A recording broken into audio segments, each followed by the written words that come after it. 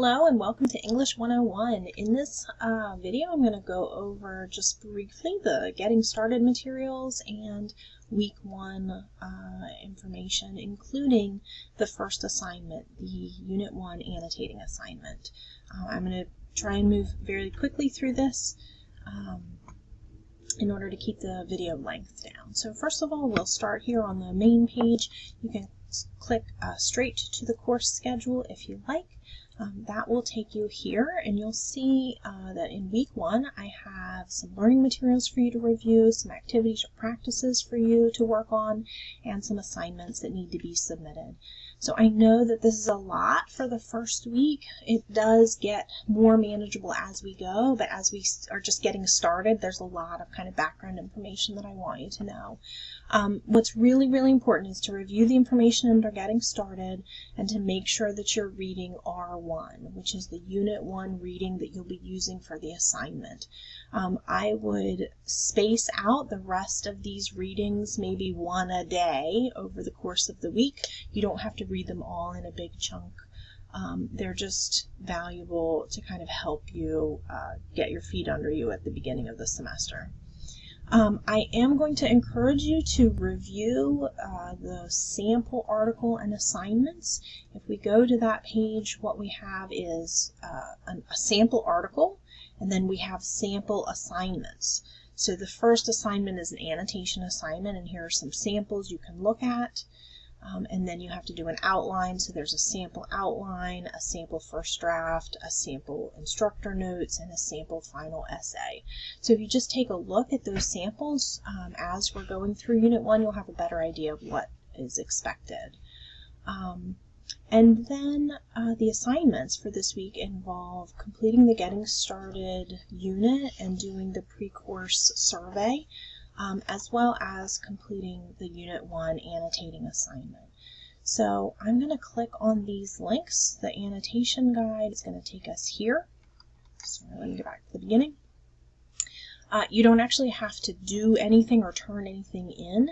This is just a guide to help you when you're completing the Unit 1 annotating assignment. Sorry, I made the wrong click.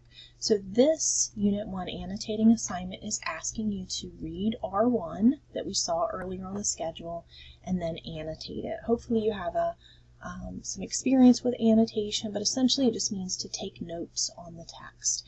And this annotating guide is going to give you some things to be looking for or thinking about as you're annotating that will help you understand the piece better and write about it more thoroughly later on.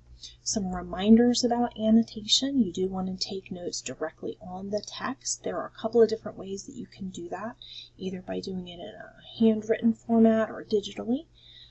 Instructions for doing both of those and an example are included under these sample assignments. I'll show those to you in just a minute. It's really important that you include some kind of a key. So you have to explain what your annotations mean, because when I look at them, I'm not going to know what you underlined or what you circled or what you highlighted. So here's a sample key right here that you can use. If you want to use the sample, you can, or you can make your own, just so long as it's clear when I'm looking at your assignment what your annotation elements mean. So this is an example right here of a handwritten annotation. You can print the article out and actually write on it. You are welcome to do that, and then you would just submit that into D2L. You can also do, that's the handwritten one we just looked at, and you can also do an electronic annotation, which is going to look something like this. So you're annotating, you're copying it into a Word or a Google Doc, and you're annotating it using the features and functions of whatever word processing program you're using. So you can do either one, and there are some instructions here on how to do that. I do encourage you to take a look at the annotation rubric so that you know what it is you're being graded on.